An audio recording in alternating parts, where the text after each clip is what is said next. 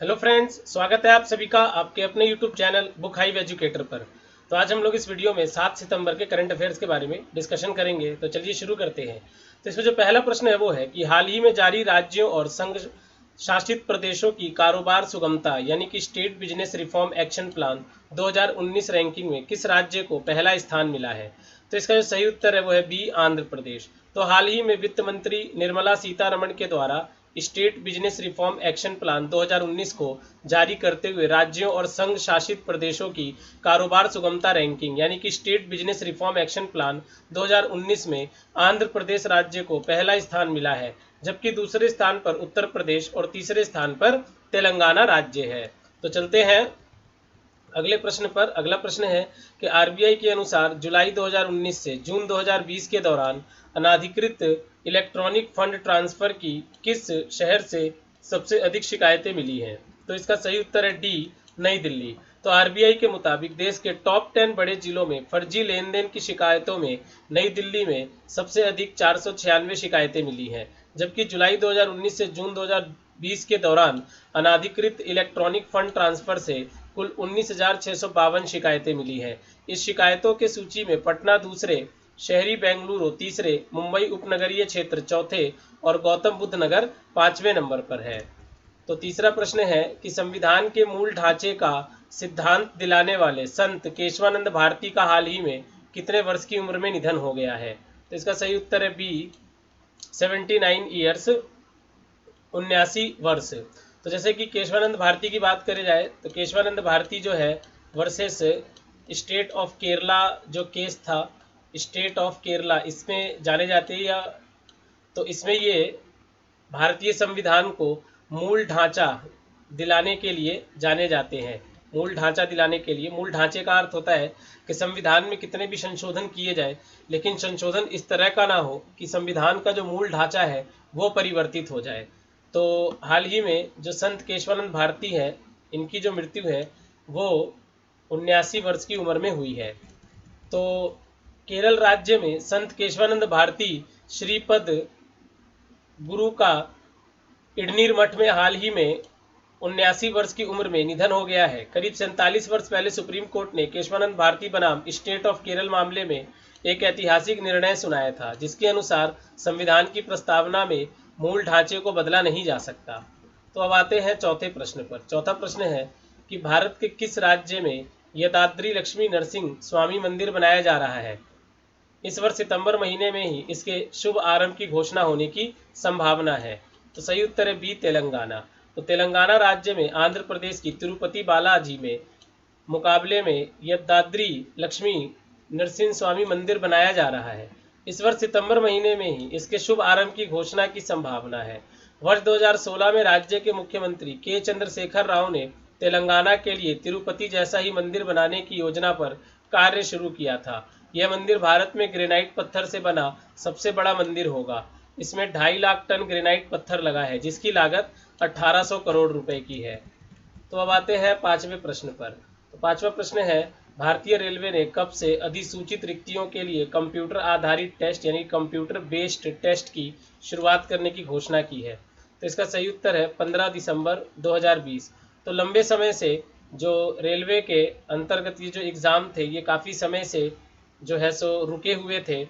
तो भारतीय रेलवे ने हाल ही में 15 दिसंबर 2020 से अधिसूचित रिक्तियों के लिए कंप्यूटर आधारित टेस्ट की शुरुआत करने की घोषणा की है, जिसमें एनटीपीसी के लिए 35,208 और 1,663 पृथक एवं मंत्री स्तरीय श्रेणियों के लिए 1,03,769 लेवल रिक्तियां थी। तो अब आते हैं अगले प्रश्न पर। छठा प्रश्न है कि टाइम्स के द्वारा जारी टेलीविज़न इंडस्ट्री की मोस्ट डिजेरेबल वुमेन की लिस्ट में किस एक्ट्रेस को पहला स्थान मिला है। तो इसका सही उत्तर है सी, हिना खान। तो टाइम्स के द्वारा जारी टेलीविज़न इंडस्ट्री की मोस्ट डिजायरेबल वुमेन की लिस्ट में एक्ट्रेस हिना खान को पहला स्थान मिला है, जबकि इस लिस्ट में जेनिफर विंगेट और एरिका फर्नांडिस जैसी बेहतरीन एक्ट्रेस को हिना खान ने पीछे छोड़ दिया है। इस लिस्ट में दूसरे पर जेनिफर और तीसरे स्थान पर निया शर्मा है।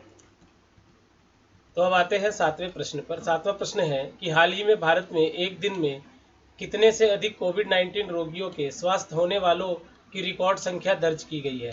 तो इसका सही उत्तर है ए 70,000। तो हाल ही में भारत में एक दिन में 70,000 से अधिक कोविड-19 रोगियों के स्वस्थ होने वालों की रिकॉर्ड संख्या दर्ज की गई है।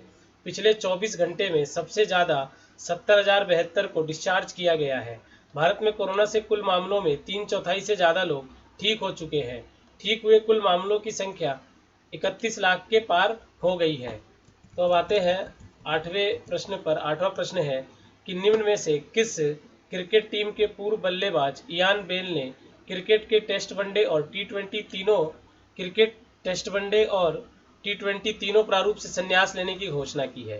तो जो इयान बेल है ये इंग्लैंड क्रिकेट टीम के खिलाड़ी हैं। तो इसके अगर एक्सप्लेनेशन की बात की जाए तो इंग्लैंड क्रिकेट टीम के पूर्व बल्लेबाज इयान बेल ने क्रिकेट के टेस्ट वनडे और टी20 तीनों प्रारूप से संन्यास लेने की घोषणा की है। उन्होंने वर्ष 2015 में आखिरी बार इंग्लैंड की तरफ से कोई इंटरनेशनल मैच खेला था और इंग्लैंड के लिए अंतर्राष्ट्रीय क्रिकेट में 2004 में शुरुआत की थी। वे इंग्लैंड के लिए सबसे ज़्यादा टेस्ट मैच खेलने वाले खिलाड़ियों की सूची में चौथे स्थान पर हैं। तो अब आते हैं 9वें प्रश्न पर।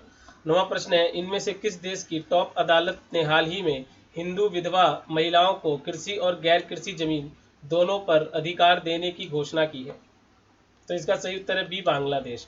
तो बांग्लादेश की टॉप अदालत ने हाल ही में हिंदू विधवा महिलाओं को कृषि और गैर कृषि जमीन दोनों पर अधिकार देने की घोषणा की है। बांग्लादेश ने कोर्ट ने कहा कि महिलाओं को अपने जीवन काल में संपत्ति को बेचने का भी अधिकार होगा। अदालत के निर्णय के बाद महिलाओं का अपने पति की संपत्ति पर अधिकार का रास्ता साफ हो गया है। तो अब आते हैं 10वें प्रश्न पर। तो 10वां प्रश्न है कि भारत की किस राज्य सरकार ने हाल ही में रम्मी और पोकर जैसे ऑनलाइन गेम पर प्रतिबंध लगाने की घोषणा की है? तो इसका सही उत्तर है डी आंध्र प्रदेश सरकार। तो आंध्र प्रदेश सरकार ने हाल ही में रम्मी और पोकर जैसे ऑनलाइन गेम पर प्रतिबंध लगाने की घोषणा की है। राज्य सरकार ने कहा है कि गेम ऑनलाइन जुए के आयोजकों को पहली बार अपराध के अलावा 1 साल के लिए जेल जाना होगा और दूसरे अपराध के लिए जुर्माने के साथ 2 वर्ष की सजा होगी। तो दोस्तों हम लोग 7 सितंबर के ऐतिहासिक बिंदुओं के बारे में चर्चा करते हैं। तो ये 7 सितंबर के ऐतिहासिक बिंदु हैं। तो ऐतिहासिक बिंदु होगा यहाँ पर ऐतिहासिक घटनाएं, जो कुछ भी 7 सितंबर की ऐतिहासिक घटनाएं हैं।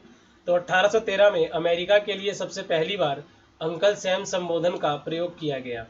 1921 मिस अमेरिका प्रतियोगिता की शुरुआत की गई। 1940 में दूसरे विश्व युद्ध के दौरान साल 1940 में जर्मनी ने अपनी वायुसेना के जरिए ब्रिटेन के शहर पर बमबारी की शुरुआत की।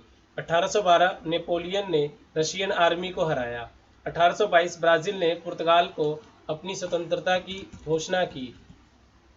1951 फिल्म प्रोड्यूसर और अभिनेता ममूटी का जन्म हुआ। 1953 निकिता खुर्चिशोव सोवियत संघ की कम्युनिस्ट पार्टी की सचिव चुनी गई। 1927 फिलियो ट्रेलर ने पूर्णतः इलेक्ट्रॉनिक टीवी बनाने में सफलता हासिल की। तो दोस्तों ये हमारे 7 सितंबर के करंट अफेयर और ऐतिहासिक बिंदु थे।